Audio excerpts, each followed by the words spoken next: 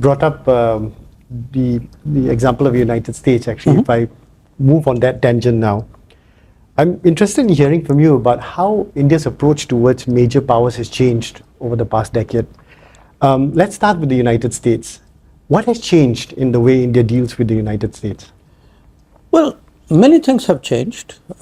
If I were to pick 2 or 3 big factors of change, first of all, you had for the last decade a government in India which has not taken an ideological view of the United States, because a lot of the hesitations on the Indian side, if you go back to the 1940s, 50s, 60s, were very strongly ideological when it came to the US.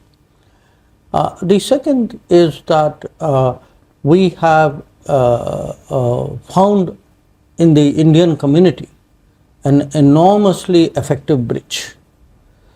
So therefore, our willingness is more. The pathway has become broader in a way.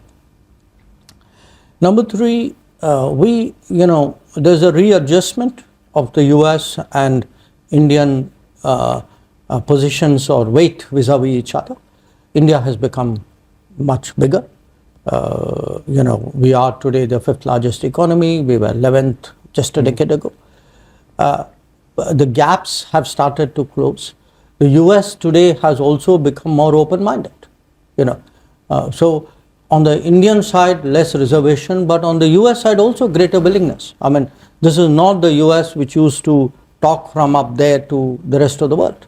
This is today a much more pragmatic US, much more willing to work with other countries. So I would say the alignment of stars is getting stronger. Picking up on the alignment of stars, looking ahead, what would be the key priorities for India in its relationship with the US? It's such a broad-based and such a deep relationship today. I mean, there's virtually no area where I would say we don't have something to do with each other. My last complaint was cricket. Even that has been remedied because the Americans at Los Angeles will be introducing it into the Olympic Games. And we're going to have the T20 in that region, including the US. So nothing can be more symbolic of today of the convergence. But if you look, we today for a country which did not buy any American platform, and America would not sell us. I mean, it's not just on our part. At that time, they also were operating on a different dynamic. Between 1965 for the next 40 years, there was virtually no Indian-American serious military interface. But today, we operate, 3 the C-17, the P-8s, the C-130s, 4 American helicopters, artillery from the US. We exercise, in fact, they're one of our major, perhaps the biggest exercise partner. When we look at the at the political side, at the diplomatic side, we work together in the UN, outside the UN. Many of our key plurilaterals are with the US, Quad, I2U2, IMEC.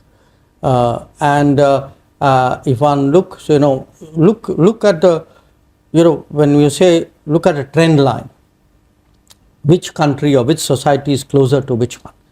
To me, it's like, who do you trade with?